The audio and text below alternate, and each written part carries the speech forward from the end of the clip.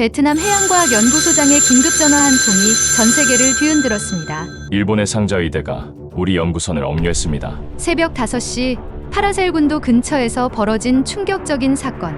일본이 베트남 과학자들을 강제로 붙잡은 이유는 무엇일까요? 70년 전 일본군의 전쟁 범죄를 증명하는 결정적 증거를 베트남이 발견했기 때문입니다. 국제사회가 침묵하는 가운데 단 한 나라만이 베트남에 손을 내밀었습니다. 바로 대한민국이었습니다. 단돈 13만 원에 이 문제를 해결할 수 있습니다. 한국이 베트남에 제안한 것은 놀랍게도 바다 거북 모양의 작은 드론 한 대였습니다. 그런데 이 13만 원짜리 드론이 일본 정부를 무릎 꿇게 만들고 UN 재판소에서 역사적 승리를 이끌어낸다면 믿으시겠습니까? 더 놀라운 것은 이 모든 일의 배경에 50년 전 베트남 전쟁 당시 맺어진 한 약속이 숨어 있다는 사실입니다. 바다는 모든 사람의 것이다. 한국군 김중사가 베트남 어민 레반에게 했던 이 약속이 어떻게 현재의 기적을 만들어냈을까요? 13만 원이 불러일으킨 세계적 파장. 지금부터 그 놀라운 이야기가 시작됩니다. 그 전에 잠깐 1초면 누를 수 있는 좋아요 버튼을 눌러주시면 영상 제작에 큰 힘이 됩니다. 그럼 바로 시작하겠습니다. 저는 민후이입니다. 베트남 해양과학연구소에서 소장을 맡고 있어요. 바다를 연구한 지 벌써 25년이 흘렀네요. 그런데 오늘만큼 화가 나고 속상한 적은 없었어요. 새벽 5시였어요. 저는 깊은 잠에 빠져 있었습니다. 그런데 갑자기 전화벨이 울리기 시작했어요. 잠결에 들리는 그 소리가 평소와 달라 보였어요. 뭔가 급한 일이 생긴 것 같았거든요. 전화를 받는 순간 제 마음이 쿵 하고 내려앉았어요. 연구팀의 대변이 전화 너머에서 떨리는 목소리로 말하고 있었어요. 무슨 일인지 금방 알 수 있었어요. 소장님, 큰일 났어요. 저희 연구선이 일본 해상자위대한테 붙잡혔어요. 대변의 목소리가 불안해하고 있었어요. 저는 귀를 의심했어요. 무슨 말인지 이해가 안 되고 있었거든요. 뭐라고요? 다시 한번 말해보세요. 저는 잠이 깨면서 일어나 앉았어요. 심장이 빨리 뛰기 시작했어요. 뭔가 심각한 일이 벌어지고 있다는 걸 느끼고 있었어요. 바다의 벼로가 파라셀 군도 근처에서 일본 함정들에 둘러싸였어요. 저희가 정기교사를 하고 있었는데 갑자기 나타나서는 배를 멈추라고 했어요. 대변이 계속 설명하고 있었어요. 저는 급히 옷을 입기 시작했어요. 머릿속이 복잡해지고 있었어요. 파라셀 군도는 저희가 호황사라고 부르는 곳이에요. 그곳은 베트남 바다예요. 일본이 왜 거기서 저희를 막는 건지 이해할 수 없었어요. 차를 타고 연구소로 가는 길이었어요. 창밖으로 아직 어두운 하노이 거리가 지나가고 있었어요. 저는 어린 시절을 떠올리고 있었어요. 아버지가 생각나고 있었거든요. 아버지는 어부셨어요. 바로 그 파라셀 군도 근처에서 고기를 잡으시곤 했어요. 그런데 어느 날 바다에 나가신 뒤로 돌아오지 못하셨어요. 저는 아직도 그날을 기억하고 있어요. 어머니가 말씀하시길 그때도 일본 어선들과 문제가 있었다고 해요. 저희 어부들이 고기를 잡으려고 하면 일본 배들이 와서 방해를 했대요. 아버지도 그런 일을 당하셨을 거예요. 후이야, 바다는 모든 사람 것이란다. 아무도 바다를 혼자 가질 수는 없어. 아버지가 마지막으로 하신 말씀이에요. 저는 그 말씀을 지금도 기억하고 있어요. 가슴 깊이 새겨져 있거든요. 연구소에 도착했어요. 건물 안은 벌써 부산하게 돌아가고 있었어요. 평소보다 일찍 나온 직원들이 이곳저곳에서 바쁘게 움직이고 있었어요. 모두들 걱정스러운 표정을 짓고 있었어요. 저는 곧바로 상황실로 들어갔어요. 벽에 걸린 큰 화면에 위성 사진이 떠 있었어요. 저희 연구선 바다의 벼로가 작은 점처럼 보이고 있었어요. 그 주위로 일본 함정 3척이 둘러싸고 있었어요. 부소장인 응우엔 박사가 저에게 다가왔어요. 얼굴이 심각해 보였어요. 소장님, 상황이 좋지 않아요. 일본 쪽에서 저희가 자기들 바다에 들어왔다고 주장하고 있어요. 무슨 소리예요? 거기는 명백히 저희 바다인데요. 저는 화가 나기 시작했어요. 책상 위에 있던 바다 지도를 펼쳐봤어요. 빨간 점으로 표시된 저희 배의 위치를 확인했어요. 지도를 보니 분명했어요. 저희 연구선은 베트남 바다 안에 있었어요. 일본이 주장하는 경계선은 아무 근거가 없는 거였어요. 국제법으로도 인정받을 수 없는 억지였어요. 이상해요. 일본이 왜 이런 무리수를 두는 걸까요? 저는 혼잣말을 하고 있었어요. 뭔가 다른 이유가 있을 것 같았어요. 단순한 영토 다툼이 아닌 것 같았거든요. 답은 곧 나왔어요. 통신팀에서 일본 함정의 무전을 분석한 결과를 가져왔어요. 저는 그 내용을 보고 깜짝 놀랐어요. 일본 사람들이 저희한테서 뭔가 특별한 걸 찾고 있었거든요. 3일 전에 저희가 발견한 침몰선 이야기였어요. 바닷속 깊은 곳에서 오래된 배 한 척을 찾았었어요. 처음에는 그냥 옛날 배인 줄 알았어요. 그런데 자세히 조사해보니 특별한 배였어요. 그 배는 1944년에 침몰한 일본 군함이었어요. 2차 대전 때 일본군이 베트남 사람들을 강제로 끌고 가려고 쓰던 배였어요. 저희가 그 증거들을 찾아낸 거예요. 침몰선 안에서 나온 물건들을 다시 살펴봤어요. 강제징용을 증명하는 서류들이 있었어요. 베트남 사람들의 개인용품들도 그대로 남아 있었어요. 모든 게 잘 보존되어 있었어요. 이제 일본이 왜 이렇게 나오는지 이해가 되었어요. 저희가 찾은 증거들이 일본한테는 곤란한 거였어요. 자기들이 그동안 숨겨왔던 전쟁 범죄가 드러날까 봐 걱정하고 있었던 거예요. 일본은 지금까지 베트남에서 한 나쁜 일들을 인정하지 않고 있어요. 오히려 자기들이 좋은 일을 했다고 말하고 있어요. 하지만 저희가 찾은 증거는 그 거짓말을 밝혀낼 수 있었어요. 오후 2시쯤 일본 대사관에서 항의서가 왔어요. 내용을 보니 기가 막혔어요. 저희가 민감한 바다에서 허락받지 않고 조사를 했다는 거예요. 지역 안정을 해친다고 우기고 있었어요. 정말 뻔뻔한 소리였어요. 나쁜 짓을 한 사람이 오히려 피해자를 탓하고 있었어요. 저는 이런 억지를 보면서 더욱 화가 났어요. 진실을 숨기려는 일본의 모습이 역겨웠어요. 저는 곧바로 외무부에 연락했어요. 정부에서 도와줘야 한다고 생각했거든요. 하지만 돌아오는 답변이 실망스러웠어요. 예상했던 것과 다른 반응이었어요. 지금 국제 상황이 복잡해서 일본과 직접 부딪히는 건 좋지 않을 것 같아요. 외무부 담당자가 조심스럽게 말했어요. 정치적인 문제를 먼저 생각하고 있었어요. 저는 답답했어요. 과학적인 진실보다 정치적인 계산이 우선되고 있었어요. 학자로서 받아들이기 어려운 현실이었어요. 진실은 진실인데 왜 숨겨야 하는 건지 이해할 수 없었어요. 밤 11시가 되었어요. 연구선에서 마지막 연락이 왔어요. 팀장인 레 박사의 목소리가 절망적으로 들렸어요. 소장님, 일본 쪽에서 저희 자료를 모두 가져가겠다고 해요. 뭐라고요? 저는 깜짝 놀랐어요. 6개월 동안 힘들게 모은 소중한 연구 자료들이었어요. 그 자료들이 사라지면 저희의 모든 노력이 물거품이 되는 거였어요. 어떻게 해야 할까요?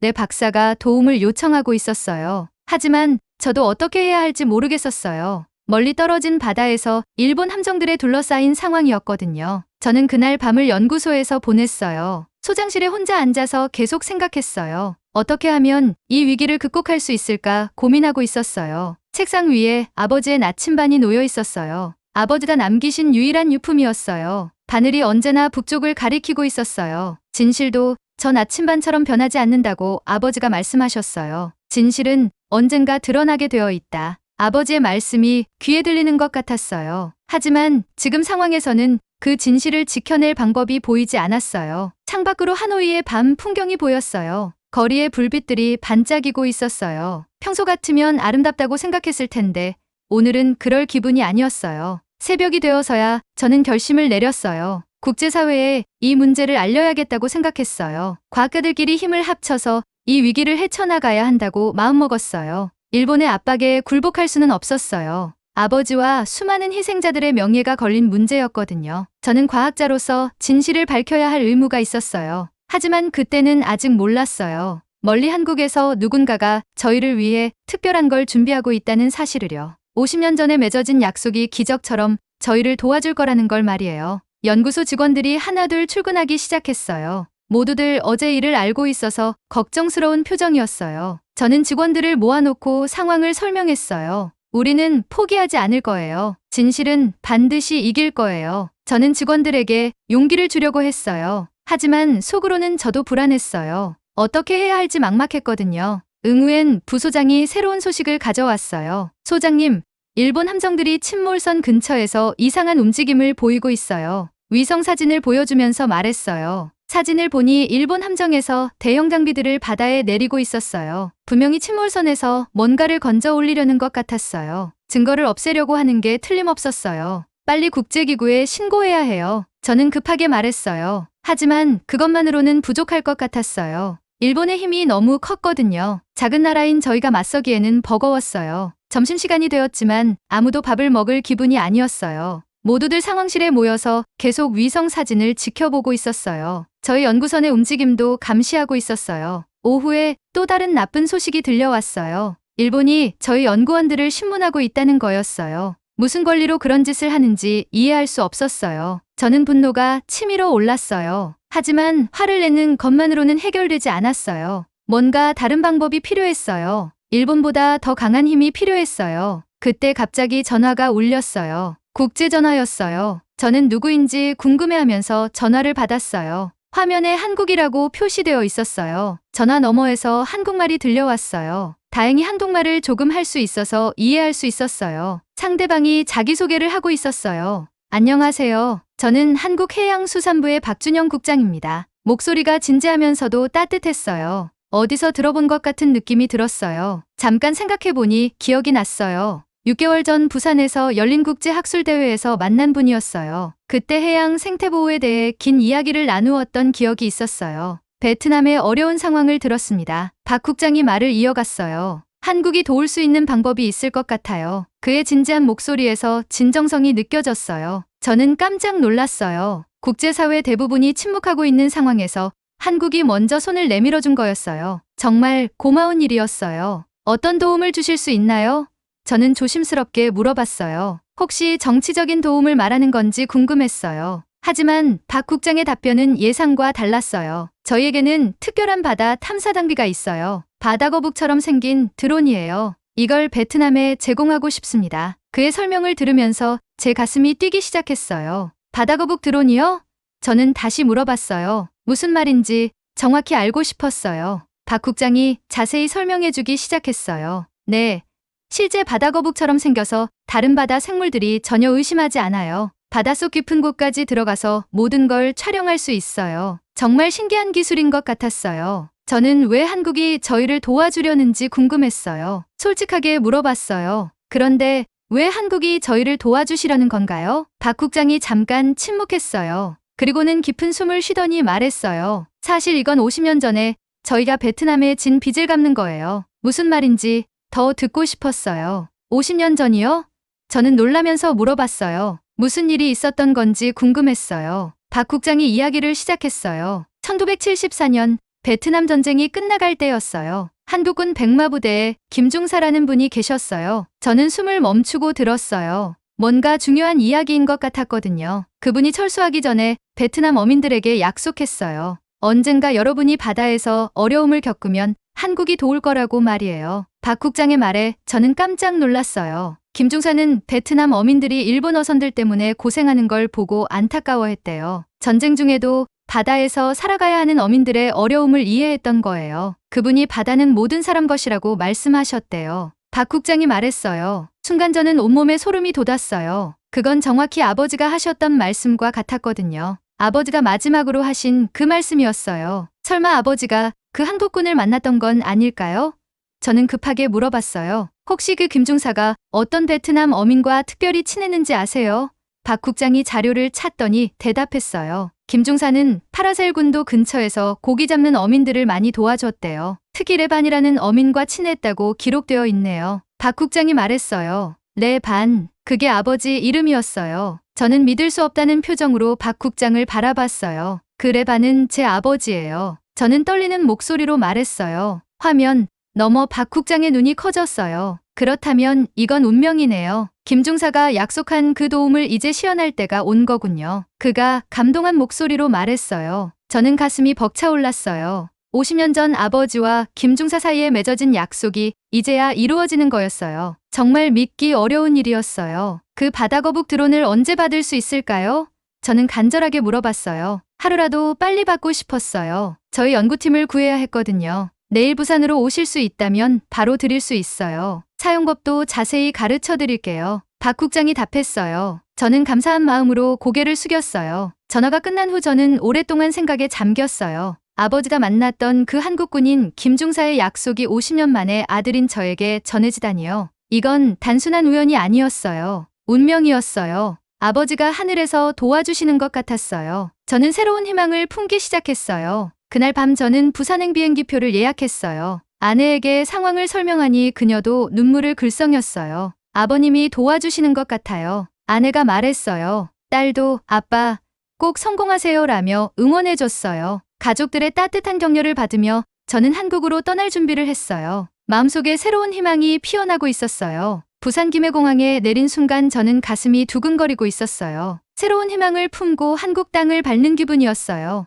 공항 입구에서 박준영 국장님이 저를 기다리고 계셨어요. 박 국장님의 따뜻한 미소를 보니 마음이 놓였어요. 악수를 나누는 순간 진정한 동지애를 느낄 수 있었어요. 멀리서 오시느라 고생 많으셨어요. 그가 반갑게 인사했어요. 공항에서 해양과학기술원까지 가는 차 안이었어요. 창밖으로 부산의 풍경이 지나가고 있었어요. 박 국장님과 저는 베트남 전쟁에 대한 이야기를 나누고 있었어요. 김중사는 전쟁이 끝난 후에도 베트남을 잊지 않으셨대요. 박 국장님이 말씀하고 계셨어요. 매년 아버님을 기리는 추도식을 하셨다고 해요. 저는 깊은 감동을 받고 있었어요. 전쟁 중에 맺어진 인연이 이렇게 오래 기억되고 있다니요. 정말 놀라운 일이었어요. 한국 사람들의 마음이 얼마나 따뜻한지 새삼 느끼고 있었어요. 차가 부산해양과학기술원에 도착했어요. 건물 앞에서 놀라운 광경이 펼쳐졌어요. 연구원들이 총출동해서 저희를 맞이해주고 있었어요. 연구소 곳곳에 한국과 베트남 국기가 함께 걸려 있었어요. 이번 일은 단순한 기술 전달이 아니에요. 연구소장님이 인사말을 하고 계셨어요. 양국의 우정을 확인하는 역사적인 순간이에요. 연구소장님의 말씀이 가슴에 와 닿았어요. 정말 특별한 하루가 될 것 같았어요. 저는 긴장되면서도 기대가 되고 있었어요. 드디어 바다거북 드론을 직접 볼 시간이 왔어요. 연구실 한쪽에 그것이 놓여 있었어요. 처음 봤을 때 저는 깜짝 놀랐어요. 정말로 살아있는 바다거북처럼 생겼거든요. 크기도 실제 바다거북과 거의 똑같았어요. 표면은 거북의 등껍질을 완벽하게 재현하고 있었어요. 이게 정말 드론인가요? 저는 놀라움을 감추지 못했어요. 네, 이게 저희의 자랑이에요. 개발팀장인 이현수 박사님이 자세히 설명해주기 시작했어요. 생체모방공학의 결정체라고 할 수 있어요. 이 박사님의 설명이 계속되고 있었어요. 실제 바다거북이 헤엄치는 방식을 완벽하게 따라했어요. 다른 바다 생물들이 전혀 의심하지 않아요. 드론의 내부 구조를 살펴보는 시간이었어요. 그 정교함에 저는 감탄할 수밖에 없었어요. 4K 카메라는 물론이고 수중음파 탐지기까지 들어있었어요. GPS 추적 시스템과 실시간 데이터, 전송장치도 완벽하게 갖춰져 있었어요. 이 모든 기능이 정말 13만 원에 가능한 건가요? 저는 믿기 어려워하며 물어봤어요. 원래 개발비는 수억 원이 들었어요. 이 박사님이 말씀하셨어요. 하지만 이번에는 특별한 의미가 있어서 원가만 받기로 했어요. 한국인들의 진정성을 다시 느꼈어요. 이들은 단순히 기술을 파는 게 아니었어요. 50년 전 약속을 지키고 있는 거였어요. 저는 한국 사람들의 마음에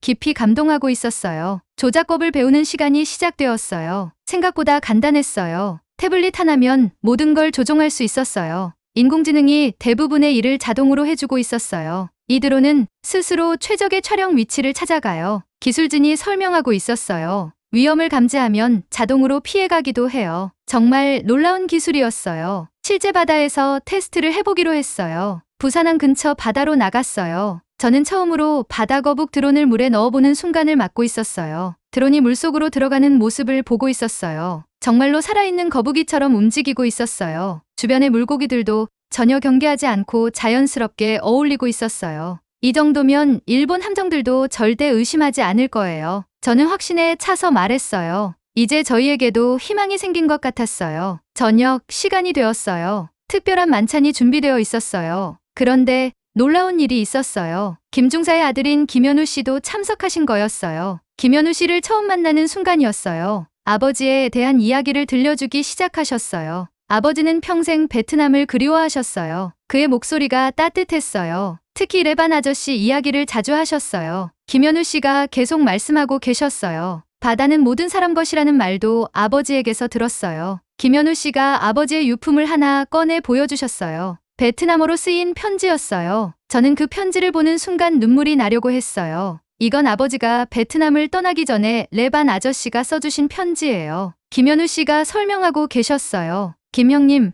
언젠가 다시 만날 날을 기다리겠습니다라고 적혀 있어요. 편지를 읽는 순간 저는 눈물을 참을 수 없었어요. 아버지의 글씨체가 또렷하게 기억났거든요. 아버지도 분명히 김중사를 그리워하셨을 거예요. 전쟁의 어둠 속에서 만난 소중한 친구였을 거예요. 두 사람의 우정이 얼마나 깊었는지 느낄 수 있었어요. 저는 가슴이 뭉클해지고 있었어요. 이제 두 분의 우정이 저희를 통해 이어지는군요. 김현우 씨가 의미 깊게 말씀하셨어요. 그날 밤 저희는 두 나라의 우정과 평화를 위해 건배했어요. 만찬이 끝나고 김현우 씨와 더 긴 이야기를 나눴어요. 아버지에 대한 더 자세한 얘기를 들을 수 있었어요. 김중사는 정말 훌륭한 분이셨던 것 같았어요. 아버지는 전쟁이 끝나도 베트남 친구들을 잊지 않으셨어요. 김현우 씨가 말씀하고 계셨어요. 특히 바다에서 고생하는 어민들을 많이 걱정하셨어요. 김중사는 베트남 어민들이 일본 어선들 때문에 어려움을 겪는 걸 보고 마음 아파하셨대요. 그래서 언젠가 도움을 주겠다고 약속하셨던 거였어요. 아버지가 자주 하시던 말씀이 있어요. 김현우 씨가 계속 이야기하고 계셨어요. 바다는 모든 사람이 평화롭게 살아갈 수 있는 곳이어야 한다고 하셨어요. 그 말씀을 들으니 제 아버지가 하셨던 말씀과 정말 비슷했어요. 두 분이 얼마나 마음이 통했는지 알 수 있었어요. 같은 생각을 가지고 계셨던 거예요. 김현우 씨는 아버지의 다른 유품들도 보여주셨어요. 베트남에서 찍은 사진들이 있었어요. 젊은 김중사의 모습과 베트남 어민들이 함께 찍은 사진들이었어요. 사진 속 어민들의 얼굴을 보니 제 아버지와 비슷한 분들이 많았어요. 그 시대를 살아가던 사람들의 모습이었어요. 모두들 힘들지만 희망을 잃지 않은 표정이었어요. 이 사진들을 보시면서 아버지를 생각해 보세요. 김현우 씨가 말씀하셨어요. 분명히 이 중에 아버님도 계실 거예요. 저는 하나하나 자세히 살펴봤어요. 한 장의 사진에서 눈길이 머물렀어요. 김중사와 함께 서 있는 베트남 어민의 모습이었어요. 뒤에서 본 모습이라 얼굴은 보이지 않았지만 뭔가 친숙한 느낌이었어요. 그 어민이 들고 있는 나침반이 눈에 들어왔어요. 제가 가지고 있는 아버지의 나침반과 똑같아 보였어요. 혹시 이분이 제 아버지일까요? 저는 조심스럽게 물어봤어요. 김현우 씨가 사진을 자세히 들여다보셨어요. 아, 이분이래반 아저씨일 가능성이 높네요. 그가 흥미롭게 말씀하셨어요. 아버지가 특별히 아껴하시던 분이세요. 저는 가슴이 뛰기 시작했어요. 정말 아버지일 수도 있겠다는 생각이 들었어요. 사진 속 나침반이 너무 똑같았거든요. 다음 날 아침이 되었어요. 드론과 함께 필요한 모든 장비를 받는 시간이었어요. 보조 배터리, 수중 촬영용 조명, 데이터 저장 장치까지 모든 게 완벽하게 준비되어 있었어요. 이것이면 충분히 진실을 밝혀낼 수 있을 거예요. 저는 확신에 찬 목소리로 말했어요. 이제 일본의 거짓말을 폭로할 수 있는 도구가 생긴 거였어요. 장비들을 하나씩 점검해보고 있었어요. 모든 게 완벽하게 작동하고 있었어요. 한국의 기술력이 정말 대단하다고 느꼈어요. 사용법을 다시 한번 확인해 볼까요? 이연수 박사님이 친절하게 설명해 주셨어요. 저는 집중해서 들었어요. 실수하면 안 되는 중요한 일이었거든요. 드론 조종법부터 데이터 저장법까지 모든 걸 다시 배웠어요. 복잡해 보였지만 막상 해보니 어렵지 않았어요. 직관적으로 만들어진 시스템이었어요. 혹시 문제가 생기면 언제든지 연락하세요. 박준영 국장님이 당부하셨어요. 24시간 지원해 드릴게요. 정말 든든한 지원군이 생긴 기분이었어요. 공항으로 떠나기 전에 마지막 인사를 나눴어요. 박 국장님이 제게 특별한 메시지를 전해주셨어요. 조심히 사용하세요. 그리고 꼭 성공하시기 바라요. 진실은 반드시 승리할 거예요. 박 국장님의 격려에 힘이 났어요. 저는 베트남으로 돌아갈 채비를 하고 있었어요. 김현우 씨도 마지막 인사를 해주셨어요. 아버지들의 약속이 이제 현실이 되는군요. 그의 말에 저도 고개를 끄덕였어요. 정말 기적 같은 일이에요. 부산에서의 2일간은 제 인생에서 가장 의미 있는 시간이었어요. 단순히 기술을 받은 게 아니라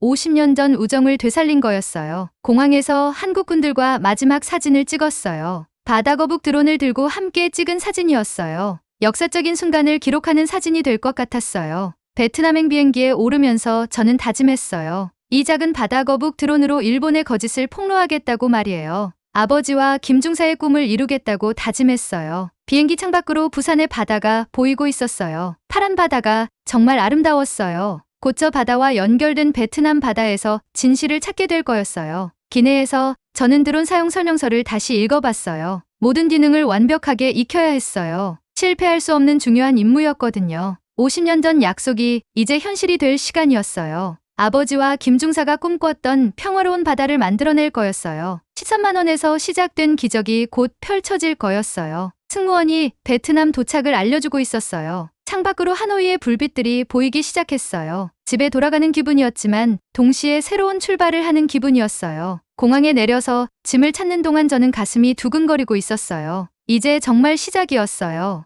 바다거북 드론과 함께 진실을 찾아 나서는 모험이 시작되는 거였어요. 택시를 타고 집으로 가는 길이었어요. 하노이의 밤거리가 지나가고 있었어요. 평소와 같은 풍경이었지만 제 마음은 완전히 달라져 있었어요. 집에 도착해서 아내와 딸에게 한국에서 있었던 일들을 자세히 얘기해줬어요. 두 사람 모두 놀라워하면서도 기뻐했어요. 아빠가 영웅이 될 거야. 딸이 말했어요. 조심해요. 위험한 일이니까 무리하지 마세요. 아내가 걱정스럽게 당부했어요. 저는 아내를 안심시켜 드렸어요. 한국 친구들이 도와주니까 괜찮을 거예요. 그날 밤 저는 아버지의 나침반을 들고 오랫동안 생각에 잠겼어요. 50년 전 아버지와 김중사의 만남이 오늘날 기적을 만들어낸 거였어요. 내일부터는 바다거북 드론과 함께 진짜 작전을 시작해야 했어요. 일본의 증거인멸을 막고 진실을 세상에 알려야 했어요. 아버지들의 꿈을 이룰 시간이었어요. 잠자리에 들면서 저는 기도했어요. 아버지 김중사님,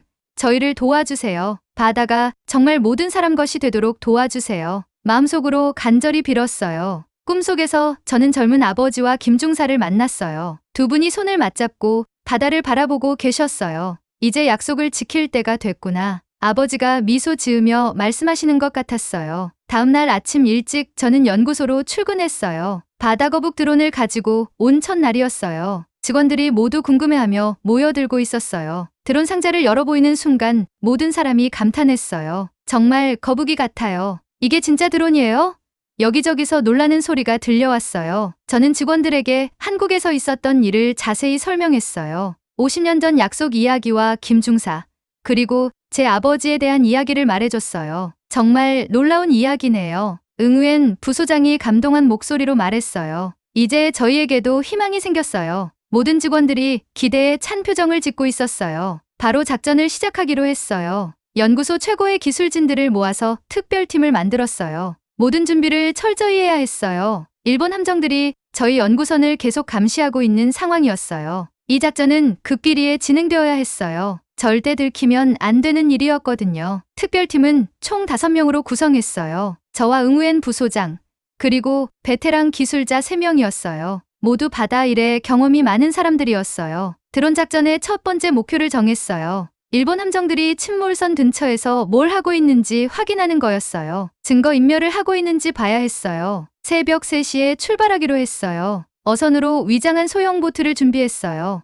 일본 함정들의 레이더에 잡히지 않으려면 아주 조심해야 했어요. 그날 밤 저는 잠을 이루지 못했어요. 내일이 정말 중요한 날이라는 걸 알고 있었어요. 성공하면 진실을 밝힐 수 있지만 실패하면 모든 게 끝날 수도 있었어요. 새벽 2시 30분에 일어나서 준비를 시작했어요. 바다거북 드론과 모든 장비를 점검했어요. 배터리도 완전히 충전되어 있는지 확인했어요. 연구소에서 팀원들과 만났어요. 모두들 긴장한 표정이었지만 의지는 단단해 보였어요. 오늘 우리가 역사를 바꿀 거예요. 저는 팀원들에게 말했어요. 소형 보트에 올라타는 순간이었어요. 바다는 아직 어두웠지만 별들이 반짝이고 있었어요. 아버지가 이런 새벽에 고기잡이를 나가셨겠구나 하는 생각이 들었어요. 보트가 조용히 항구를 빠져나가고 있었어요. 엔진 소리를 최대한 줄이면서 천천히 움직였어요. 일본 함정들에게 들키면 안 되었거든요. 파라셀 군도 방향으로 향하고 있었어요. 바다 위는 고요했지만 저희 마음은 긴장으로 가득했어요. 중요한 임무를 앞두고 있다는 걸 모두가 알고 있었어요. 1시간쯤 지나서 목적지에 가까워졌어요. 드론 투하 지점까지 2km 남았습니다. 팀원이 조용히 보고했어요. 저는 바다거북 드론을 마지막으로 점검했어요. 드론을 바다에 넣는 순간이었어요. 저는 아버지를 떠올렸어요. 아버지, 이제 진실을 밝혀낼 수 있을 것 같아요. 마음속으로 말씀드렸어요. 바다거북 드론이 물속으로 사라지는 모습을 지켜봤어요. 정말 자연스럽게 헤엄쳐 들어갔어요. 살아있는 거북이와 전혀 구별이 안 되었어요. 태블릿 화면에 수중 영상이 나타나기 시작했어요. 4K 화질이라서 정말 선명했어요. 바닷속 풍경이 생생하게 보이고 있었어요. 드론이 일본 함정 쪽으로 천천히 접근하고 있었어요. 주변의 물고기들이 함께 헤엄치고 있었어요. 정말 자연스러운 모습이었어요. 첫 번째 일본 함정에 가까워졌어요. 배 밑에서 뭔가 이상한 활동이 벌어지고 있었어요. 대형 크레인으로 바다 속에서 뭔가를 끌어올리고 있었어요. 저건 뭐죠? 팀원이 화면을 보며 물어봤어요. 저도 자세히 들여다봤어요. 분명히 침몰선에서 나온 물건들인 것 같았어요. 화면을 확대해서 봤어요. 일본군 마크가 새겨진 군용품들이 보였어요. 개인 유품들도 함께 올라오고 있었어요. 이들이 증거를 없애려고 하는 게 분명했어요. 이걸 모두 기록해야 해요. 저는 팀원들에게 말했어요. 모든 장면을 놓치지 않고 촬영하기 시작했어요. 이건 중요한 증거가 될 거였어요. 더 놀라운 장면이 이어졌어요. 방수 처리된 문서함도 함께 건져 올려지고 있었어요. 그 안에는 분명히 중요한 서류들이 들어있을 거였어요. 드론을 더 가까이 보내봤어요. 일본 승무원들의 대화까지 들을 수 있었어요. 다행히 팀원 중에 일본어를 할 줄 아는 사람이 있었어요. 이 증거들을 모두 처리해야 한다고 말하고 있어요. 통역해주는 팀원의 목소리가 떨리고 있었어요. 절대 외부에 알려져서는 안 된다고 해요. 일본의 증거 인멸 시도가 명확하게 드러나는 순간이었어요. 저는 흥분을 감추려고 노력했어요. 하지만 마음속으로는 드디어 잡았다는 생각이 들었어요. 몇 시간 동안 드론은 일본 함정들의 모든 활동을 기록했어요. 침몰선에서 건진 유물들을 바다 깊은 곳에 다시 버리는 장면도 촬영했어요. 문서들을 태우는 장면까지 포착했어요. 배 위에서 불을 피워서 서류들을 모두 태우고 있었어요. 연기가 하늘로 올라가는 모습이 선명하게 보였어요. 저희가 설치했던 수중 표지판들도 제거하고 있었어요. 자기들이 증거를 없앤 흔적까지 지우려고 하는 거였어요. 정말 치밀하고 악랄한 계획이었어요. 가장 충격적인 장면은 오후 2시경에 일어났어요. 일본 함정에서 대형 폭발물을 바다에 투하하는 모습이었어요. 침몰선 자체를 아예 파괴하려는 거였어요. 저건 완전히 불법이에요. 저는 분노를 참을 수 없었어요. 역사, 유적을 파괴하는 명백한 범죄 행위였어요. 국제법을 완전히 무시하는 행동이었어요. 수중 폭발이 일어나는 순간을 드론이 그대로 촬영했어요. 엄청난 충격파가 바닷속을 휩쓸고 지나갔어요. 주변 바다 생물들이 피해를 입는 모습도 보였어요. 폭발 후 죽은 물고기들이 수면에 떠오르기 시작했어요. 바다 생태계가 심각하게 파괴되는 현장이었어요. 환경 테러라고 불러도 될 정도였어요. 드론의 배터리가 떨어져가고 있었어요. 하지만 저희는 마지막까지 증거를 수집했어요. 이런 결정적인 장면들을 놓칠 수는 없었거든요. 배터리 20% 남았어요. 팀원이 알려줬어요. 저는 아쉽지만 드론을 회수하기로 했어요. 이미 충분한 증거를 모았다고 생각했어요. 바다거북 드론이 저희 보트로 돌아오고 있었어요. 여전히 자연스럽게 헤엄치는 모습이었어요. 진짜 거북이가 집으로 돌아가는 것 같았어요. 드론을 건져 올리는 순간 저는 안도의 한숨을 내쉬었어요. 첫 번째 작전이 성공적으로 끝난 거였어요. 정말 소중한 증거들을 얻었어요. 연구소로 돌아가는 길에 팀원들과 오늘 일을 정리했어요. 총 8시간 분량의 고화질 영상을 촬영했어요. 일본의 증거 인멸이 시간 순서대로 완벽하게 기록되어 있었어요. 이 정도면 국제법정에서도 충분히 이길 수 있어요. 법무팀에서 온 전문가가 말했어요. 저는 처음으로 승리에 대한 확신을 가지기 시작했어요. 하지만 일본의 반격도 만만치 않을 거라는 걸 알고 있었어요. 이들은 분명히 저희를 불법 감시라고 비난할 거였어요. 미리 대비해야 했어요. 연구소에 도착해서 영상을 큰 화면으로 다시 봤어요. 모든 장면이 너무나 선명하고 명확했어요. 일본이 변명할 여지가 전혀 없는 결정적 증거였어요. 특히 폭발 장면은 정말 충격적이었어요. 역사적 유물을 파괴하고 바다 생태계를 망가뜨리는 모습이 그대로 담겨 있었어요. 이 영상을 어떻게 세상에 알릴까요? 응우엔 부소장이 물어봤어요. 단순히 언론에 공개하는 것만으로는 부족할 것 같았어요. 저는 한국의 박준영 국장님께 연락드리기로 했어요. 이런 중요한 일은 전문가의 조언이 필요했어요. 혼자서는 어려운 일이었거든요. 화상통화로 박 국장님과 연결되었어요. 증거 수집에 성공했어요. 저는 기쁜 마음으로 보고했어요. 하지만 이걸 효과적으로 알릴 방법이 필요해요. 박 국장님이 잠시 생각하시더니 조언해 주셨어요. UN 해양법재판소에 정식으로 제소하는 게 좋겠어요. 동시에 국제환경단체들에도 알려보세요. 좋은 아이디어였어요. 저는 즉시 행동에 나섰어요. 먼저 국제해양법재판소에 일본의 불법 행위에 대한 정식 제소장을 제출했어요. 동시에 그린피스, WWF 같은 주요 환경단체들에게도 촬영한 영상을 전달했어요. 바다 생태계 파괴 장면을 보면 분명히 화를 낼 거라고 생각했어요. 반응은 저희 예상보다 훨씬 빨랐어요. 환경단체들이 즉시 성명서를 발표하기 시작했어요. 일본의 행위는 환경 테러리즘이라는 강력한 비난이 쏟아졌어요. 국제 여론이 서서히 저희 편으로 돌아서고 있었어요. 처음에는 의심하던 사람들도 영상을 보고는 일본을 비판하기 시작했어요. 그린피스에서 특별히 강한 반응을 보였어요. 바다 생물들을 학살한 범죄라고 규정했어요. 전 세계 지부에서 일제히 항해 시위를 벌이기로 했어요. WWF도 즉시 국제 제재를 요구하는 성명을 발표했어요. 일본은 바다의 살인자라는 표현까지 사용했어요. 정말 강력한 비난이었어요. 소셜미디어에서도 영상이 빠르게 퍼지고 있었어요. 특히 바다거북 드론이 촬영한 장면들이 화제가 되고 있었어요. 작은 거북이가 거대한 진실을 밝혔다는 댓글들이 많았어요. 일본 정부도 당황하는 기색이 역력했어요. 처음에는 조작된 영상이라고 주장했지만 전문가들의 분석 결과 조작이 아님이 밝혀졌어요. 그러자 이번에는 베트남이 불법 감시를 했다며 오히려 저희를 고발하겠다고 위협했어요. 하지만 이미 국제 여론은 저희 편이었어요. 한국에서도 큰 관심을 보이고 있었어요. 여러 방송사에서 다큐멘터리를 만들고 싶다고 연락이 왔어요. 50년 전 약속과 바다거북 드론 이야기가 화제였어요. 그날 밤 저는 정말 뿌듯한 마음으로 잠자리에 들었어요. 첫 번째 작전이 성공적으로 끝났고 세계가 저희 이야기에 주목하고 있었어요. 아내가 오늘 정말 자랑스러워요 라고 말해줬어요. 딸도 아빠가 바다거북이랑 함께 악한 사람들을 혼내줬구나 라며 기뻐했어요. 하지만 저는 이제 시작이라는 걸 알고 있었어요. 일본이 이대로 포기할 리 없었어요. 더 큰 압박이 올 거였고 저희도 더 많은 증거를 모아야 했어요. 아버지의 나침반을 보면서 다시 다짐했어요. 아버지, 첫 번째 승리했어요. 하지만 아직 끝나지 않았어요. 끝까지 싸워서 진실을 밝혀낼게요. 내일부터는 더 큰 도전이 기다리고 있을 거였어요. 하지만 저는 두렵지 않았어요. 바다거북 드론과 한국 친구들, 그리고 세계 여론이 저희 편에 있었거든요. 잠들기 전에 박준영 국장님께 감사 메시지를 보냈어요. 오늘의 성공은 한국의 도움 덕분이에요.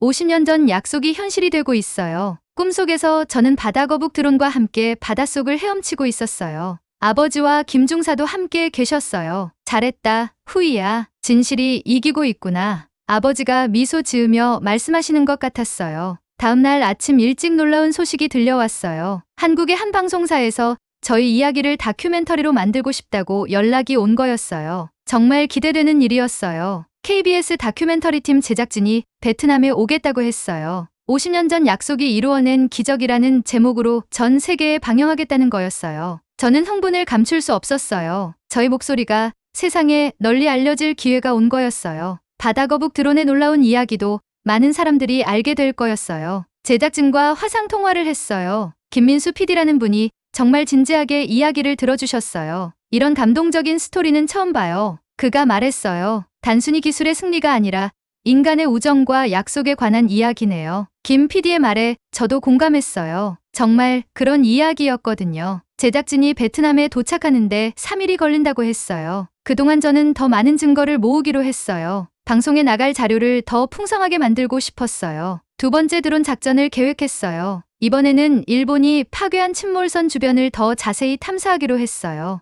혹시 놓친 증거가 있을지도 모르니까요. 응우엔 부소장과 함께 작전을 준비하고 있었어요. 이번에는 더 오래 촬영할 수 있도록 예비 배터리를 많이 가져가요. 저는 팀원들에게 지시했어요. 새로운 소식도 들려왔어요. 일본 정부에서 갑자기 오해가 있었다며 저희 연구선 억류를 해제하겠다고 발표한 거였어요. 국제 여론의 압박을 견디지 못한 것 같았어요. 하지만 저희는 여기서 멈출 수 없었어요. 아직 모든 진실이 밝혀진 게 아니었거든요. 일본이 숨기고 있는 더 큰 비밀이 있을 수도 있었어요. 연구선 바다의 벼로가 드디어 자유롭게 움직일 수 있게 되었어요. 내 박사팀이 돌아오면서 더 자세한 상황을 알려줬어요. 일본 함정들이 정말 많은 걸 바다에 버렸어요. 레 박사가 보고했어요. 저희가 보지 못한 다른 장소에서도 비슷한 일이 벌어졌을 가능성이 높아요. 그 말을 듣고 저는 더 넓은 지역을 탐사해야겠다고 생각했어요. 바다거북 드론 한 마리로는 부족할 것 같았어요. 한국에 추가 지원을 요청해야 했어요. 박준영 국장님께 연락드렸어요.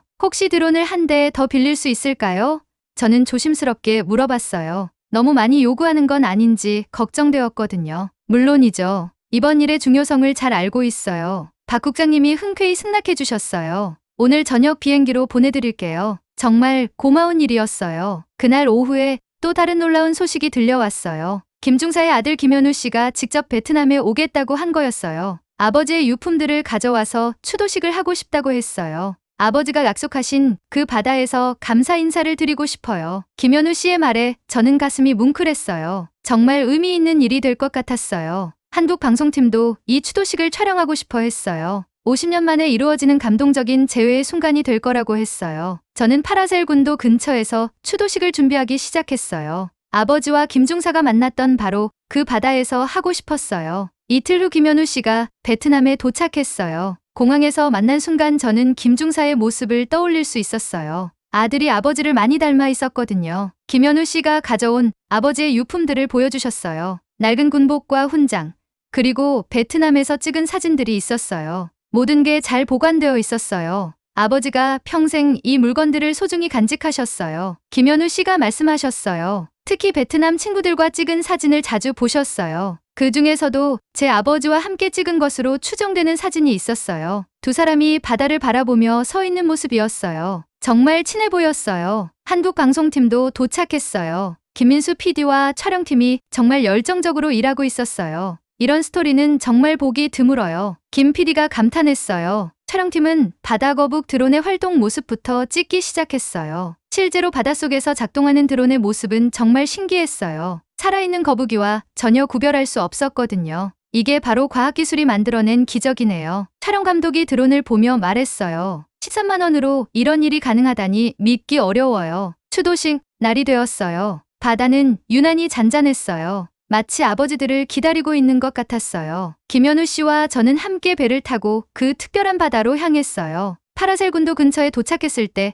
저는 가슴이 벅차올랐어요. 50년 전 아버지와 김중사가 만났던 바로 그 바다였어요. 역사적인 순간을 맞고 있는 기분이었어요. 김현우 씨가 아버지의 유품을 바다에 보이며 기도하기 시작했어요. 아버지, 약속을 지켜주셔서 감사해요. 그의 목소리가 떨리고 있었어요. 저도 마음속으로 아버지께 말씀드렸어요. 아버지, 진실이 밝혀졌어요. 김중사님의 약속 덕분에 정의가 이기고 있어요. 눈물이 나려고 했어요. 방송팀이 이 감동적인 순간을 모두 촬영하고 있었어요. 50년 만에 이루어진 아버지들의 재회를 기록하고 있는 거였어요. 추도식이 끝나고 저희는 새로운 드론 작전을 시작했어요. 이번에는 2대의 드론으로 더 넓은 지역을 탐사하기로 했어요. 첫 번째 드론은 이미 탐사했던 지역을 다시 확인하는 임무를 맡았어요. 일본이 추가로 증거를 인멸했는지 봐야 했어요. 두 번째 드론은 새로운 지역을 탐사했어요. 혹시 다른 침몰선이나 숨겨진 증거가 있는지 찾아보는 거였어요. 새로운 발견이 있었어요. 첫 번째 침몰선에서 3km 떨어진 곳에서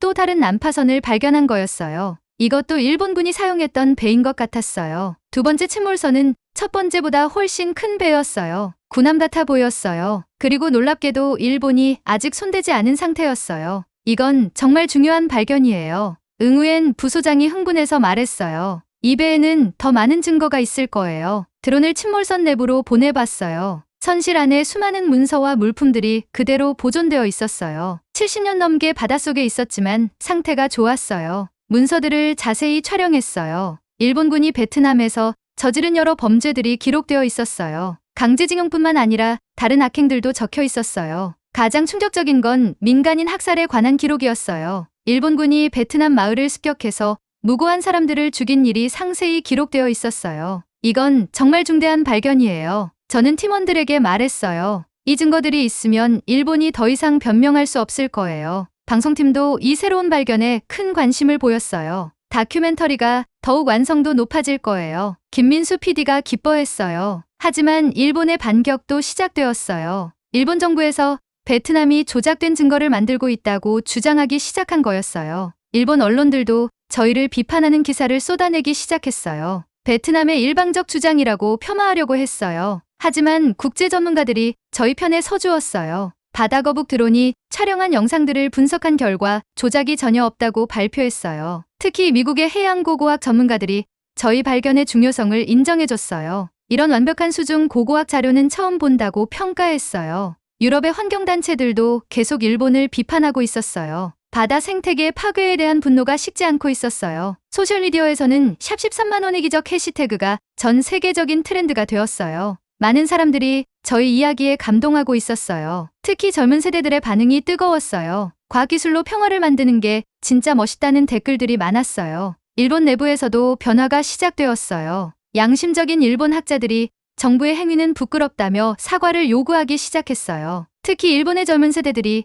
진실을 숨기는 건 옳지 않다며 정부를 비판하고 나섰어요. 일본 사회 내부에서도 균열이 일어나고 있었어요. UN 해양법재판소에서도 저희 제소를 정식으로 받아들였다고 연락이 왔어요. 바다거북 드론이 촬영한 영상들이 결정적인 증거로 인정되었다고 했어요. 이처럼 선명하고 객관적인 증거는 처음 본다는 게 재판관들의 평가였어요. 저는 승리에 대한 확신이 더욱 강해졌어요. 환경 분야에서의 파급 효과도 컸어요. 전 세계 해양보호 단체들이 연대해서 일본을 비판하고 있었어요. 일본은 바다의 살인자라는 그린피스의 표현이 전 세계에 퍼지고 있었어요. 일본에 대한 국제적 압박이 계속 강해지고 있었어요. 경제적 압박도 시작되었어요. 여러 다국적 기업들이 일본과의 해양 관련 프로젝트를 중단하거나 재검토하기 시작했어요. 도쿄 등시에서는 해운업체와 조선업체의 주가가 크게 떨어졌어요. 국제 여론의 힘이 경제에도 직접 영향을 미치고 있었어요. 개인적으로 가장 기뻤던 건 베트남 국민들의 반응이었어요. 전국에서 13만 원의 기적을 이룬 영웅이라며 저를 격려하는 메시지가 쏟아졌어요. 특히 어민들의 반응이 뜨거웠어요. 이제 안심하고 바다에 나갈 수 있다는 말들을 들으니 정말 보람있었어요. 한국에서도 저희 이야기에 대한 관심이 폭발적이었어요. 박준영 국장님도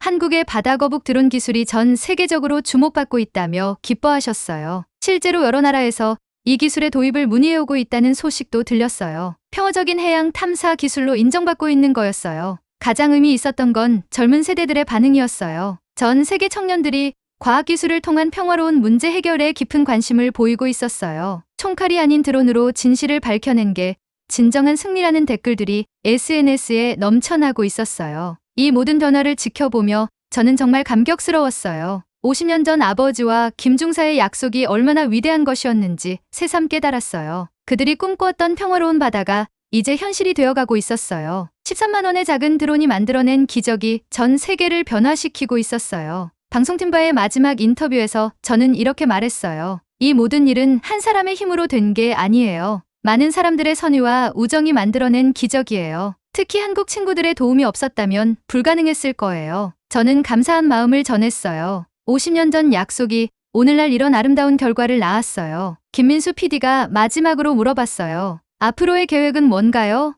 저는 확신에 차서 대답했어요. 이제 시작이에요. 이 기술을 더 발전시켜서 전 세계 바다를 평화롭게 만들고 싶어요. 아버지들의 꿈을 완전히 이루고 싶어요. 다큐멘터리 방송이 나간 지 일주일 만에 세상이 완전히 바뀌었어요. 13만 원의 기적, 50년 전 약속이 이루어낸 평화라는 제목의 방송이 전 세계에 큰 감동을 주었거든요. CNN, BBC, NHK까지 주요 외신들이 앞다투어 저희 이야기를 보도하기 시작했어요. 작은 드론이 만든 큰 변화라는 제목들이 신문 일면을 장식했어요. 가장 놀라웠던 건 일본 내부의 반응이었어요. NHK에서도 저희 다큐멘터리를 방송했는데 일본 시청자들의 반응이 예상과 달랐어요. 일본 젊은 세대들이 부끄럽다, 정부는 사과해야 한다는 댓글을 쏟아내고 있었어요. 특히 바다 생태계 파괴 장면을 본 일본인들의 분노가 컸어요. 도쿄대학의 해양학과 교수들이 공개적으로 성명서를 발표했어요. 일본 정부의 행위는 과학자로서 용납할 수 없다고 강력히 비판했어요. 일본의 환경단체들도 움직이기 시작했어요. 도쿄 시내에서 바다를 지키자는 시위가 벌어졌어요. 젊은 일본인들이 플래카드를 들고 행진하는 모습이 뉴스에 나왔어요. 오사카에서는 시민 1만 명이 모여서 촛불 집회를 열었어요. 진실을 숨기지 말라는 구호가 일본 전역에 퍼지고 있었어요. 일본 정부는 점점 곤란한 상황에 빠지고 있었어요. 국내외 압박이 계속 커지고 있었거든요. 더 이상 버티기 어려운 상황이 되었어요. 그런데 더 놀라운 일이 일어났어요. 일본의 한 노인이 저희에게 편지를 보내온 거였어요. 그분은 전쟁 당시 베트남에서 복무했던 일본군 출신이었어요. 편지 내용이 정말 충격적이었어요. 저도 당시 베트남에서 끔찍한 일들을 목격했습니다. 평생 양심의 가책에 시달렸어요. 이제라도 진실이 밝혀져서 다행입니다. 그 노인은 당시 목격한 일들을 자세히 적어서 보내주셨어요. 침몰선에서 발견된 문서들과 정확히 일치하는 내용들이었어요. 젊은 베트남 과학자가 용기 있게 진실을 밝혀주어서 감사합니다. 편지의 마지막 문장이 가슴에 와 닿았어요. 이런 일본인들의 반응을 보면서 저는 깨달았어요. 모든 일본인이 나쁜 게 아니라는 걸 말이에요. 진실을 원하는 선량한 사람들이 더 많다는 걸 알았어요. 한국에서도 폭발적인 반응이 계속되고 있었어요. 바다거북 드론에 대한 관심이 하늘을 찔렀어요. 여러 나라에서 기술 도입을 요청하고 있다고 했어요. 박준영 국장님이 전화로 알려주셨어요. 필리핀, 인도네시아, 말레이시아에서 모두 드론 기술을 배우고 싶어 해요. 평화적인 해양 분쟁 해결에 활용하겠다고 해요. 정말 뜻깊은 일이었어요. 저희가 시작한 평화의 물결이 동남아시아 전체로 퍼져나가고 있었어요. UN 해양법재판소에서 중간 발표가 있었어요. 제출된 증거들이 매우 명확하고 설득력이 있다고 평가했어요. 승소 가능성이 높다는 신호였어요. 그런데 갑자기 일본에서 예상치 못한 제안이 들어왔어요. 일본 외무성에서 협상을 통해 문제를 해결하고 싶다고 연락해온 거였어요. 처음에는 또 다른 술수인가 싶었어요. 하지만 내용을 들어보니 진짜 협상 의지가 있는 것 같았어요. 국내외 압박을 견디지 못한 거였어요. 베트남 정부에서도 신중하게 검토해보자고 했어요. 하지만 저는 협상보다는 재판을 끝까지 받는 게 좋겠다고 생각했어요. 진실은 법정에서 명확하게 밝혀져야 해요. 저는 외무부 담당자에게 말했어요. 협상으로 타협하면 또 다시 이런 일이 일어날 수 있어요. 다행히 정부도 저와 같은 생각이었어요. 유엔 재판을 끝까지 받기로 결정했어요. 진실을 완전히 밝히는 게 더 중요하다고 판단한 거였어요. 드디어 유엔 해양법재판소에서 최종 판결일이 잡혔어요. 3주 후 헤이그에서 역사적인 판결이 내려질 예정이었어요. 저는 베트남 대표단의 일원으로 헤이그에 가게 되었어요. 정말 영광스러운 일이었어요. 제가 직접 재판장에서 증언할 기회도 주어졌어요. 헤이그로 떠나기 전날 밤 가족들과 마지막 시간을 보냈어요. 아내가 꼭 승리하고 돌아와요 라고 격려해줬어요. 딸도 아빠가 세계에서 제일 멋있어요 라고 말해줬어요. 박준영 국장님과 김현우 씨도 헤이그까지 와주기로 했어요. 역사적인 순간을 함께 지켜보고 싶어요 라고 하셨어요. 헤이그에 도착했을 때 전 세계 언론들이 몰려 있었어요. 저희 사건이 국제적으로 얼마나 큰 관심을 받고 있는지 실감할 수 있었어요. 재판소 앞에서 기자회견을 열었어요. 오늘 이 자리는 진실이 거짓을 이기는 역사적인 순간이 될 거예요. 저는 확신에 차서 말했어요. 13만 원짜리 작은 드론이 거대한 진실을 밝혀냈어요. 과학기술의 힘과 인간의 우정이 만들어낸 기적이에요. 기자들이 열심히 메모하고 있었어요. 재판장에 입장하는 순간 저는 떨리는 마음을 감출 수 없었어요. 하지만 동시에 확신에 차 있었어요. 저희에게는 진실이 있었거든요. 재판장은 엄숙한 분위기였어요. 각국 재판관들이 자리에 앉아 있었고 방청석에는 전 세계에서 온 관계자들이 가득했어요. 일본 대표단도 와 있었어요. 하지만 그들의 표정은 자신감이 없어 보였어요. 이미 승부는 결정된 것 같았어요. 재판장이 저희가 제출한 바다거북 드론 영상을 상영하기 시작했어요. 대형 스크린에 일본의 증거인멸 장면들이 생생하게 나타났어요. 방청석에서 작은 탄성이 터져나왔어요. 수중 폭발로 물고기들이 죽어가는 장면에서는 일본 대표단도 고개를 숙였어요. 제 증언 차례가 왔어요. 저는 떨리는 마음을 진정시키고 증언대에 섰어요. 아버지와 김중사의 정신이 함께하고 있다는 느낌이었어요. 존경하는 재판관님들, 저는 진실을 말씀드리기 위해 이 자리에 섰습니다. 저는 차근차근 그동안의 일들을 설명했어요. 50년 전 아버지와 김중사의 약속부터 시작해서 바다거북 드론을 받게 된 과정, 그리고 일본의 불법 행위를 발견한 순간까지 모든 걸 얘기했어요. 이 작은 드론이 촬영한 영상들은 조작이 불가능한 실시간 기록입니다. 저는 확신에 차서 말했어요. 일본의 범죄 행위가 명백하게 드러나 있어요. 재판관들이 진지하게 들어주고 있었어요. 질문도 많이 받았지만 저는 자신 있게 대답할 수 있었어요. 진실을 말하는 거니까 어려울 게 없었어요. 일본 측 변호사가 반박하려고 했지만 설득력이 없었어요. 명확한 영상 증거 앞에서는 어떤 변명도 통하지 않았어요. 베트남이 불법 감시를 했다고 주장했지만 재판관들이 공해상에서의 평화적 탐사는 합법이라고 판단했어요. 점심시간에 박준영 국장님과 김현우 씨를 만났어요. 정말 잘하고 계세요. 박 국장님이 격려해 주셨어요. 아버지들이 자랑스러워 하실 거예요. 오후에는 환경 전문가들의 증언이 이어졌어요. 일본의 수중 폭발이 해양 생태계에 미친 피해를 과학적으로 분석한 내용이었어요. 그린피스 대표도 증언했어요. 이런 환경 테러는 전 인류에 대한 범죄라고 강력히 비난했어요. 재판장의 분위기가 점점 일본에게 불리해지고 있었어요. 마지막으로 일본군 출신 노인이 보내온 편지도 증거로 제출되었어요. 일본 내부에서도 진실을 증언하는 사람이 있다는 게 큰 의미였어요. 재판이 끝나고 최종 판결을 기다리는 시간이었어요. 1시간 정도 기다려야 한다고 했어요. 저는 긴장되면서도 기대가 되었어요. 대기실에서 베트남 대표단과 함께 기다리고 있었어요. 모두들 좋은 결과를 확신하고 있었어요. 이길 수밖에 없는 재판이었거든요. 드디어 재판장이 다시 문을 열었어요. 재판관이 판결문을 들고 나타났어요. 역사적인 순간이 다가오고 있었어요. 본 재판소는 베트남이 제출한 모든 증거를 신중히 검토한 결과 재판관이 판결문을 읽기 시작했어요. 일본의 행위가 국제해양법을 명백히 위반했다고 판단합니다. 첫 문장부터 저희에게 유리한 내용이었어요. 방청석에서 조용한 박수가 터져 나왔어요. 특히 바다거북 형태의 무인 탐사기가 촬영한 영상들은 객관적이고 명확한 증거입니다. 재판관이 계속 읽어가고 있었어요. 일본 측의 증거 인멸 시도와 환경 파괴 행위가 명백히 증명되었습니다. 저는 가슴이 뛰는 걸 느꼈어요. 최종 판결이 발표되었어요. 저희의 완승이었어요. 일본은 즉시 모든 불법 행위를 중단해야 하고 파괴된 해양 생태계 복원을 위한 배상금을 지급해야 했어요. 더불어 해당 해역에서의 베트남 주권이 명확히 인정되었어요. 공식 사과도 요구되었어요. 저희가 바라던 모든 게 이루어진 거였어요. 판결이 끝나자 방청석에서 큰 박수가 터져 나왔어요. 베트남 대표단 모두가 기뻐하며 서로 축하했어요. 저는 눈물이 나려고 했어요. 재판장 밖으로 나오니 전 세계 언론들이 몰려 있었어요. 기자회견이 시작되었어요. 이번 승리의 소감을 말씀해 주세요. 기자가 물어봤어요. 이번 승리는 과학기술의 힘과 진실의 가치를 보여준 것입니다. 저는 감격스러운 마음으로 말했어요. 그리고 50년 전 한국 군인이 베트남 어민에게 했던 약속이 현실이 된 기적입니다. 저는 박준영 국장님과 김현우 씨를 바라보며 말했어요. 13만 원짜리 드론이 어떻게 이런 기적을 만들 수 있었나요?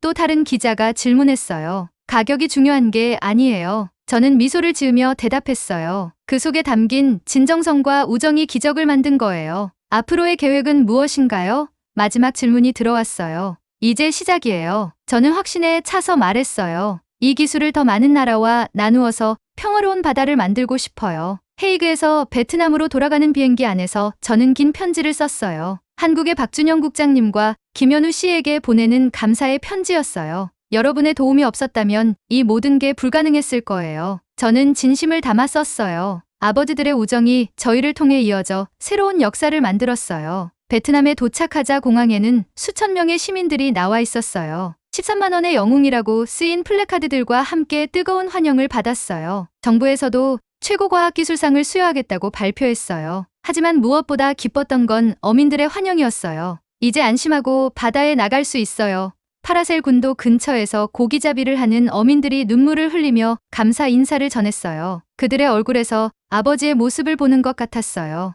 아버지가 꿈꾸었던 평화로운 바다가 드디어 현실이 된 거였어요. 집에 도착해서 가족들과 기쁨을 나눴어요. 아내가 정말 자랑스러워요 라고 말해줬어요. 딸도 아빠가 세상을 바꿨어요 라며 기뻐했어요. 그날 밤 저는 아버지의 나침반을 들고 오랫동안 생각에 잠겼어요. 50년 전 약속이 이렇게 아름다운 현실이 되다니요. 정말 기적 같은 일이었어요. 승리의 기쁨도 잠깐, 저희에게는 새로운 과제가 주어졌어요. 한국과 베트남 양국 정부에서 평화 드론 기술의 공동 개발을 제안해온 거였어요. 바다거북 드론의 성공을 바탕으로 더욱 발전된 해양 평화 시스템을 만들자는 것이었어요. 정말 의미 있는 제안이라고 생각했어요. 프로젝트 이름도 정해졌어요. 레 반김중사 평화 드론이었어요. 저희 아버지들의 이름을 딴 거였어요. 듣는 순간 가슴이 뭉클해졌어요. 이 드론은 단순한 감시 장비가 아니었어요. 해양 생태 보전과 평화 유지를 동시에 하는 혁신적인 시스템이 될 예정이었어요. 박준영 국장님이 전화로 자세한 계획을 설명해 주셨어요. 바다거북뿐만 아니라 돌고래, 고래 모양의 드론도 만들 거예요. 각각 다른 임무를 맡게 될 거예요. 정말 흥미로운 아이디어였어요. 바다 생물들과 똑같이 생긴 드론들이 평화롭게 바다를 지키는 모습을 상상해봤어요. 베트남에서도 연구진을 파견해주세요. 박 국장님이 요청하셨어요. 함께 개발해야 더 좋은 결과를 얻을 수 있을 거예요. 저는 흔쾌히 승낙했어요. 저희 연구소의 최고 기술진들을 한국에 보내기로 했어요. 진정한 국제협력이 시작되는 거였어요. 응우엔 부소장을 비롯해서 5명의 베트남 연구진이 부산으로 떠났어요. 6개월간 한국에 머물면서 공동 연구를 진행하기로 했어요. 그 사이 저는 베트남에서 후속 작업들을 진행했어요. UN 재판 승리 이후 일본이 정말로 약속을 지키는지 감시해야 했어요. 일본은 판결에 따라 배상금을 지급하기 시작했어요. 파괴된 해양 생태계 복원을 위한 돈이었어요. 생각보다 빨리 이행하고 있었어요. 공식 사과도 이루어졌어요. 일본 총리가 직접 베트남을 방문해서 사과했어요. 과거의 잘못을 인정하고 진심으로 사과한다고 말했어요.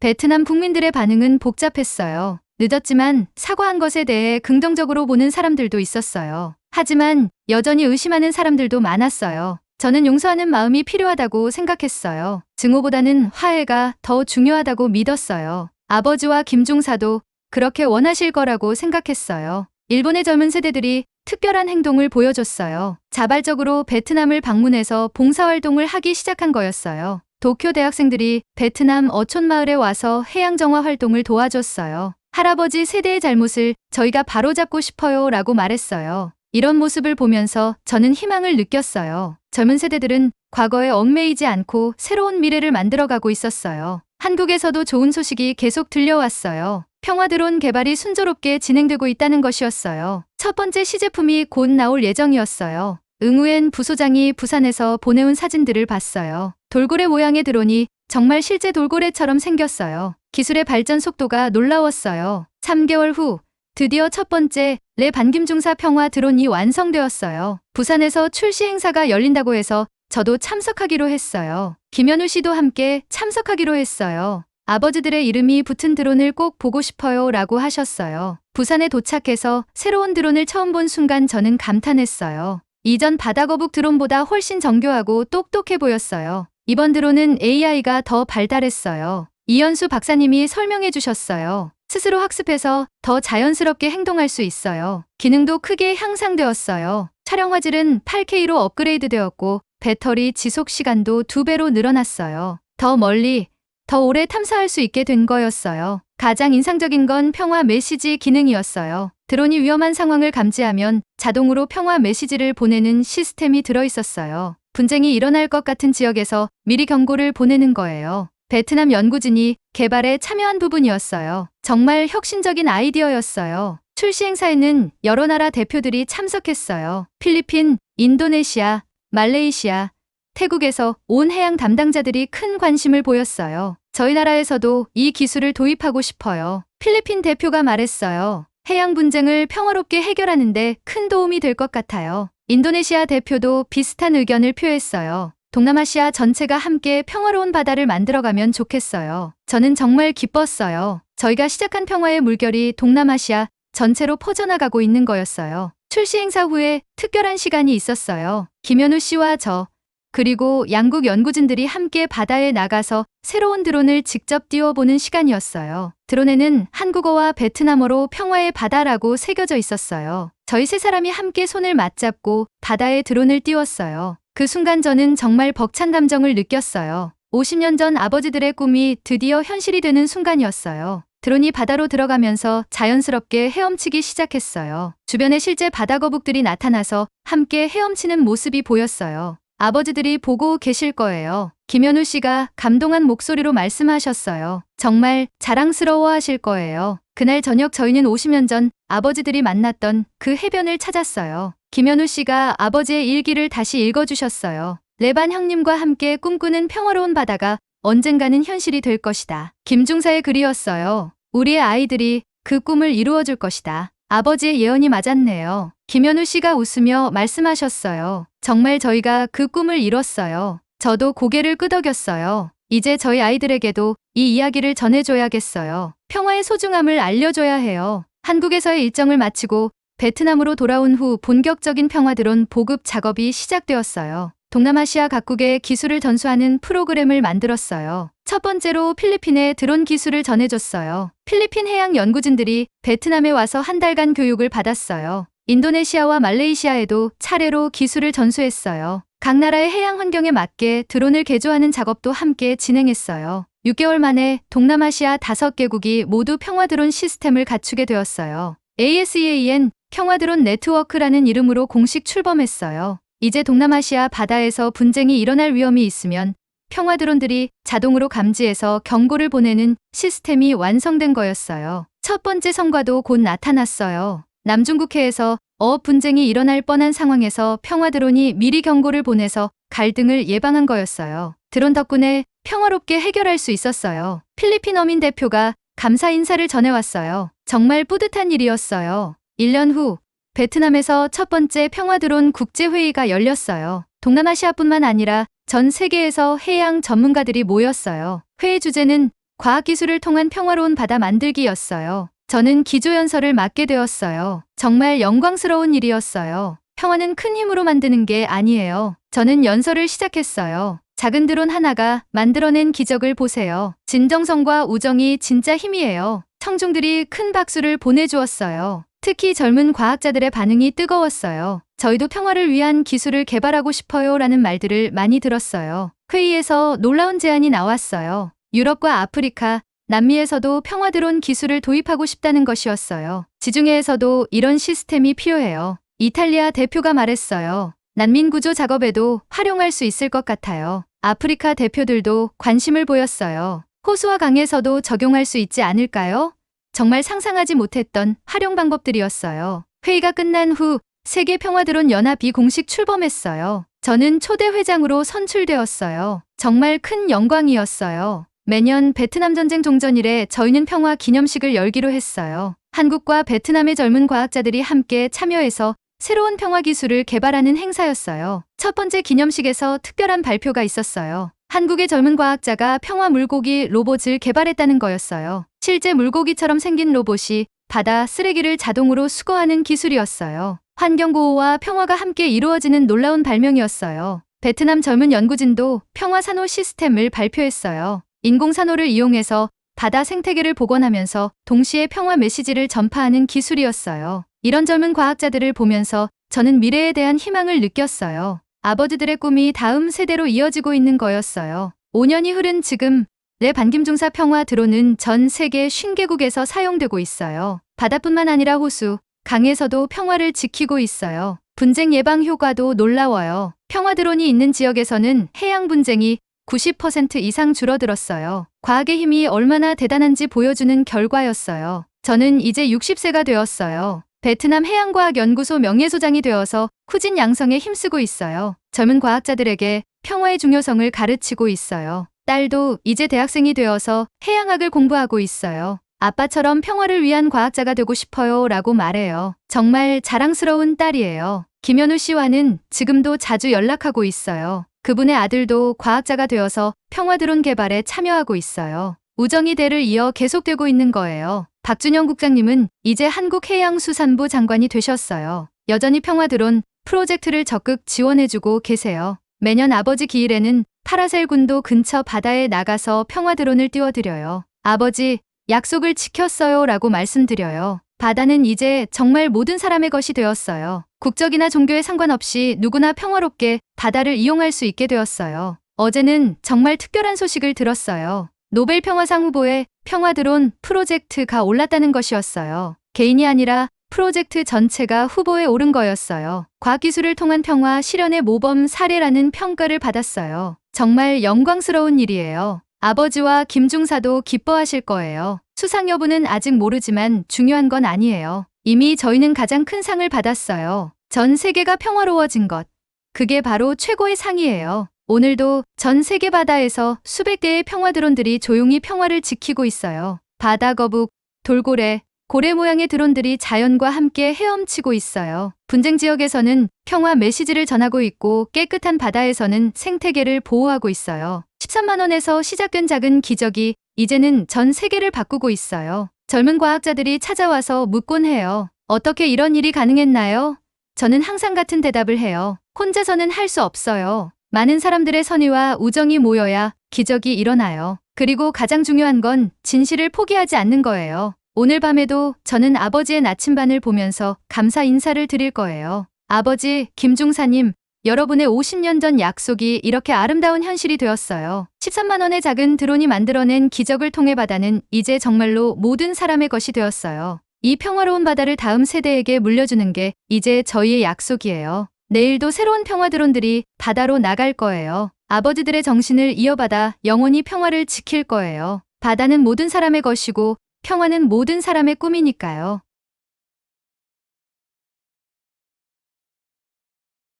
오늘 준비한 이야기는 여기서 마무리하겠습니다. 여러분의 구독과 좋아요 한 번씩은 저에게 정말 큰 응원이 되고 있습니다. 지금까지 감동 한 조각 지우와 함께 해주신 여러분 정말 고맙습니다. 항상 시청해주시는 모든 분들께서 오늘 하루도 건강하고 행복한 시간 보내시기를 마음 깊이 바라고 있습니다. 마지막까지 함께 해주셔서 진심으로 감사드리며 다음에도 더욱 알찬 내용으로 여러분을 찾아뵙겠습니다. 오늘도 수고 많으셨습니다.